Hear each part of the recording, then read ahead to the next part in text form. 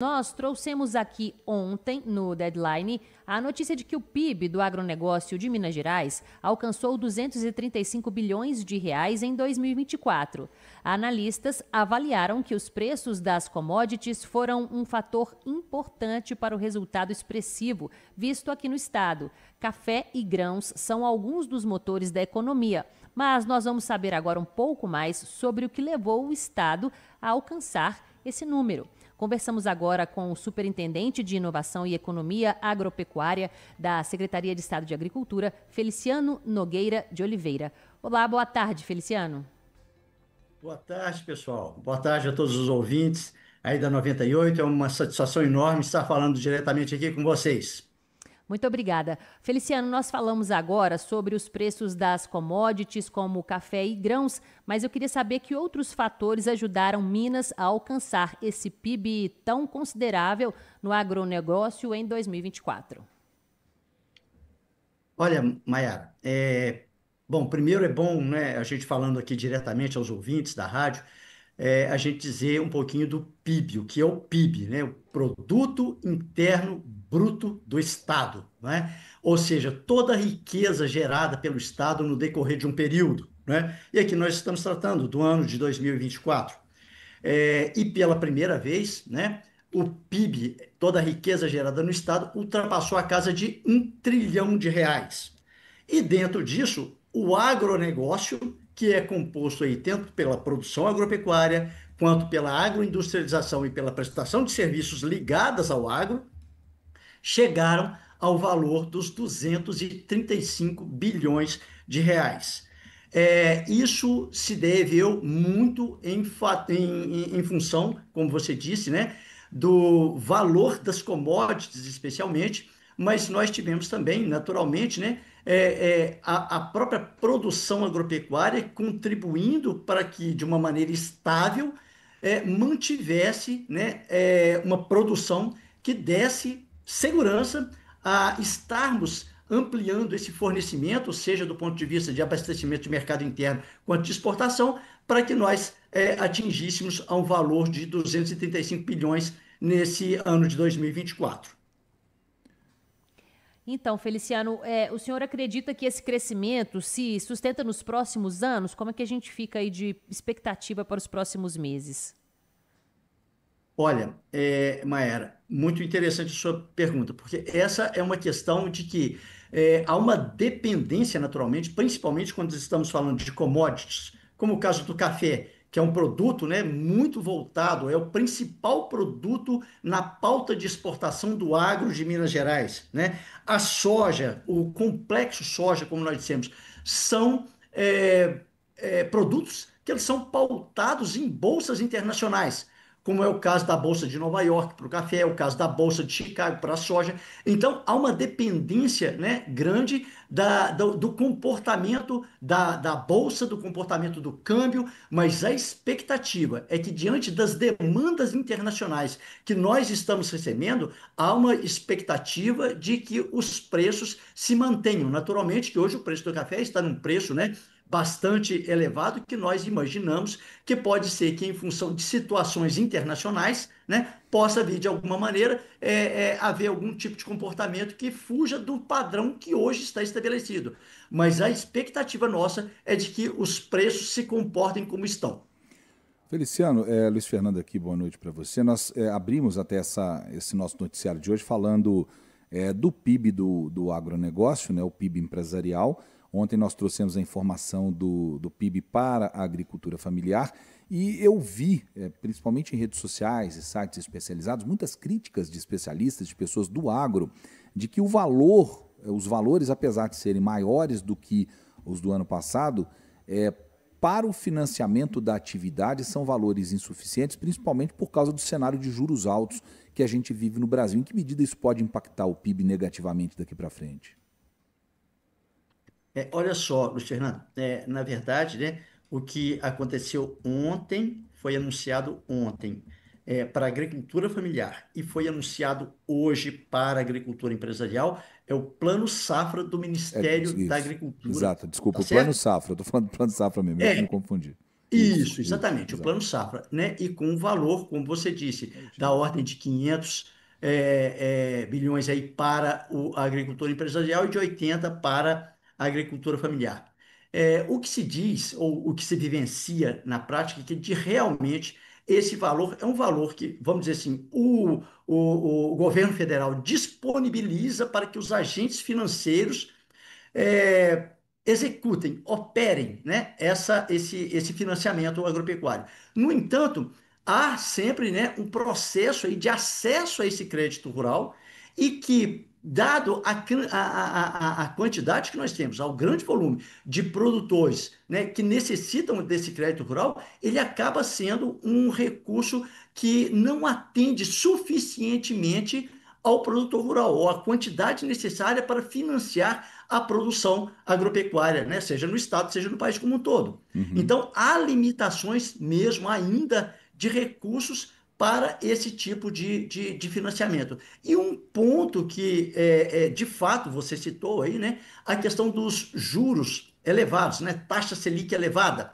Isso, de alguma maneira, dado as condições, você pense bem, né? A agricultura, de maneira geral, é uma indústria a céu aberto, sujeito a várias intempéries, né? Mudanças climáticas que nós temos vivenciado e que, com uma taxa de juros altas, o produtor fica sempre naquele receio em relação a esse acesso e a bancar juros com esse grau de percentual elevado. Então, há toda uma conjuntura que dificulta, né, mesmo que haja disponibilidade, mas é um dinheiro, vamos dizer assim, caro, né, de custo elevado para o produtor e que, dado a quantidade enorme de produtores e de produção que nós precisamos, é um valor ainda insuficiente para atender a toda a produção. Eu vou até retomar aqui para deixar essa informação clara, porque o apresentador aqui se confundiu, Feliciano. Para as pessoas que estão nos acompanhando, nós estamos conversando com Feliciano Nogueira de Oliveira, que é a superintendente de Inovação e Economia Agropecuária da SEAPA. Nós estamos falando agora especificamente do PIB do agronegócio, que chegou a 235 bilhões de reais no ano de 2024, que é, como o Feliciano muito bem explicou no começo dessa nossa conversa, a soma de todas as riquezas e de tudo que foi gerado em termos de riquezas pelo agronegócio no Estado. O PIB total do Estado passou de 1 trilhão e 6,06, e o PIB do agronegócio, que corresponde a 22% desse total, chegou a 235 bilhões. Na minha pergunta, eu me referia naturalmente então ao Plano Safra, aos dois Planos Safra, que foi lançado ontem para a agricultura familiar, perto de 89 bilhões de reais, e o que foi lançado hoje, que é o Plano Safra Empresarial, da ordem de 516 bilhões de reais. Então, só para deixar isso claro, porque essa confusão que eu fiz pode ser ruim para quem estava ouvindo, te agradeço por ter me corrigido. Agora, Feliciano, quais são os principais gargalos que ainda limitam essa produtividade e a competitividade do agronegócio mineiro? E eu acho que você é a pessoa certa para falar disso, que é o cara da inovação dentro da Secretaria de Agricultura, né? Luiz Fernando, olha só, o agro, ele anda a cada dia, talvez seja o setor hoje que mais demanda por inovação, né?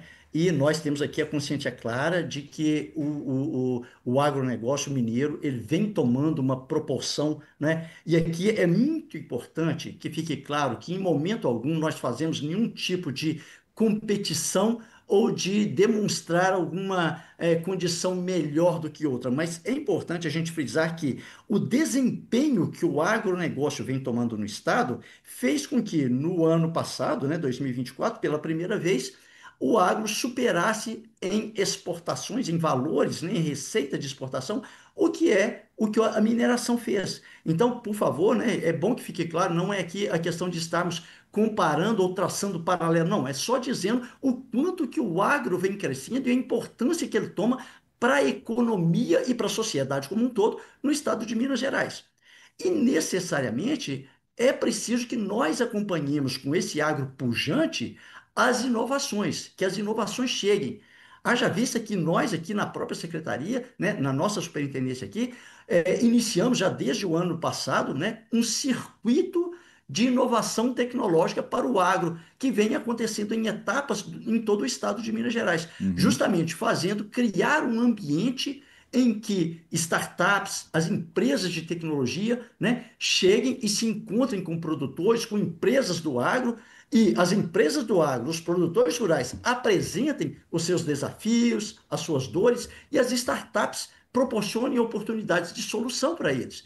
Então, há toda uma perspectiva de que, com isso, nós consigamos, né, ampliar ainda mais a produtividade. Nós temos tido bons exemplos. O ano passado, por exemplo, né, o algodão, que é uma fibra importantíssima, que o Estado vem tomando também, né, importância na exportação, na produção do algodão. O ano passado foi a cultura, né, com maior produtividade no país. E isso nós temos conseguido em algumas culturas. Então, é muito importante que nós associemos tecnologia, assistência técnica, pesquisa agropecuária de qualidade, né, fazendo isso chegar por meio das startups, das empresas de inovação, a esses agricultores. E isso também é um trabalho que a gente vem fazendo nessa perspectiva de ampliar a produção, a produtividade, fazer com que numa mesma área, sem necessidade absolutamente nenhuma de abertura de novas áreas, de desmatamento, absolutamente nada disso, nós consigamos numa mesma área produzir mais do que a gente vem naturalmente produzindo.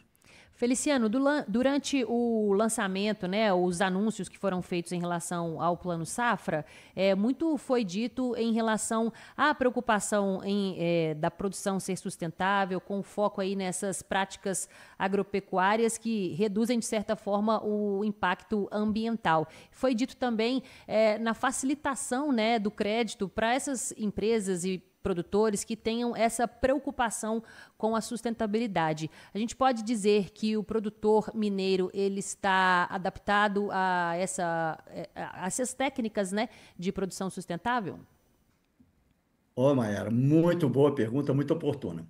É, Minas Gerais, bom, só explicando também um pouquinho, o próprio Ministério da Agricultura baixou portarias em que ele credencia programas voltados a boas práticas ou a práticas sustentáveis de produção. E que com isso, né, as certificadoras, né, que fazem um trabalho de certificação na perspectiva de práticas sustentáveis de produção, aqueles produtores que fazem adesão a esses programas, eles são beneficiados em 0,5% na taxa de juros daquele financiamento voltado ao custeio daquela sua atividade que ele pratica. Em Minas Gerais, nós temos o programa Certifica Minas, aqui da Secretaria de Estado de Agricultura, né? Executado pela Emater, pelo IMA e pela EPAMI, como empresa de pesquisa que gera tecnologia para isso. A empresa de assistência técnica, que é a Emater, faz todo o trabalho de adequação de propriedades para certificação. E o IMA, que é o órgão certificador, vai por meio de auditoria e constata que aquele produtor está obedecendo rigorosamente a critérios de sustentabilidade com as suas boas práticas de produção, com responsabilidade ambiental e com responsabilidade social, agregando a isso a gestão da atividade. Ou seja, nós hoje temos programas em Minas Gerais, que é o Programa Certifica Minas, credenciado junto ao Ministério da Agricultura, que contribui para que o nosso produtor mineiro possa praticar essas práticas sustentáveis e obter, né, ganhos por meio da certificação do produto em que ele está produzindo, né? Gerando e estando dentro do programa, aderido ao programa, ele é beneficiário desse crédito ou desse bônus no crédito rural.